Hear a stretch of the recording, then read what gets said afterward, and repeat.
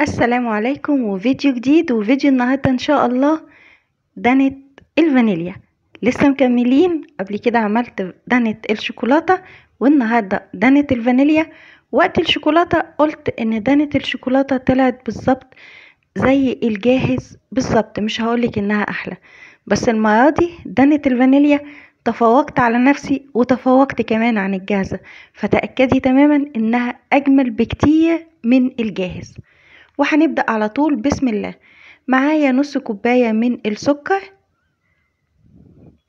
وعليهم نفس المقدار مية، يعني نص كوباية من السكر عليها نص كوباية من المية، وهرفع المقدار على النار بالشكل ده.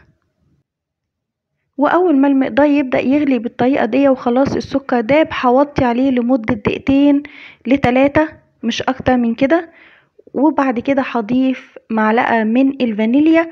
واساسي النهاردة في الوصفة ان احنا لازم نستخدم الفانيليا السايلة، يعني مش هينفع نستخدم الفانيليا البودر لان هي ولا هتدينا الطعم ولا هتدينا اللون، فضروري نجيب الفانيليا السايلة. خلاص ضفت الفانيليا وهطفي على المقدار. ودلوقتي هنحضر الخطوة التانية. معايا نص كيلو من اللبن، وتقدري تستخدمي او تستبدلي اللبن باللبن البودرة. معايا معلقة ونص من النشا ومعلقة من الدقيق.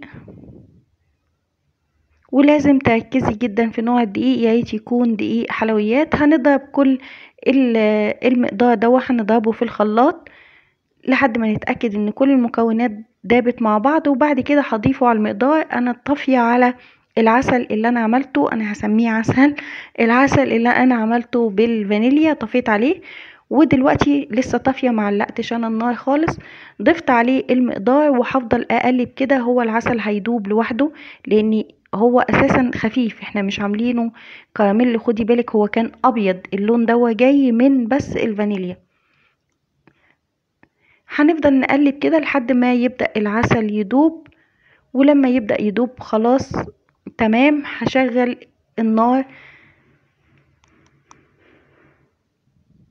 اهم حاجة تتأكدي ان انتي دوبتي. هتشغلي بقى النار بالشكل ده وهنسيب المقدار لحد ما يتقل.